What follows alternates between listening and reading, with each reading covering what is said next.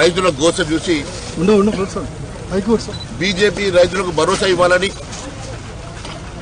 నిన్న పరిగి నియోజకవర్గం నుంచి మొదటి రోజు గజ్వేల్ వరకు ప్రయాణించి ఈరోజు మళ్ళీ గజ్వేల్ నుంచి భువనగిరి చేరుకున్నాం.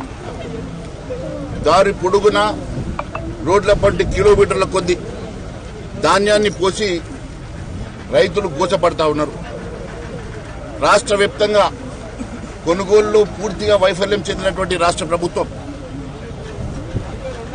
ఈరోజు 80% ప్రొక్యూర్మెంట్ పూర్తి చేశారని ముఖ్యమంత్రి గారు ఒకవైపు చెప్తూ, మరొక వైపు చూస్తే ఎక్కడ పడితే అక్కడ ఈ రాష్ట్రంలో దళారుల చేతుల్లో రైతులు మోసపోతూ ఉన్నారు తప్ప ఈ రాష్ట్ర ప్రభుత్వం కొనుగోలు చేసింది కేవలం 25%కి మించి లేదని తెలియజేస్తా ఉన్నాను. పూర్తిగా రైతుల్ని మోసం చేసేటువంటి ప్రభుత్వం లెక్కలు లేకుండా కావాలని 3 వారాలు లేటుగా ప్రొక్యూర్మెంట్ స్టార్ట్ చేసి ఏదో ఒక రకంగా వర్షాలు పడుతున్నాయి, ధాన్యం తడిచిపోయిందన్న నెపంతో గాలి వదిలేయాలన్న ఆలోచనతో రాష్ట్ర ప్రభుత్వం కిరాతకమైన ఆలోచన చేసింది.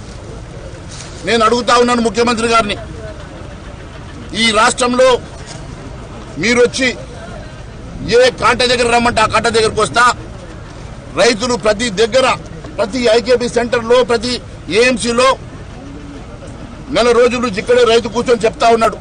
నెల రోజుల నుంచి కుప్పలు పోసి వానకు దడిసి ఎండకు ఎండి మరి ఇక్కడ గోసపడతా ఉంటే 40 రోజులైనా వాళ్ళకి వాళ్ళ సంచులు ఇవ్వలేదు.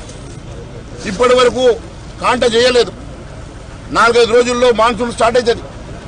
రైతుల గోస ఎవరికి చెప్పుకోవాలో అర్థం కాని పరిస్థితి ఉన్నది. ఆ రోజు చివరి గింజ వరకు కొనుగోలు చేసే బాధ్యత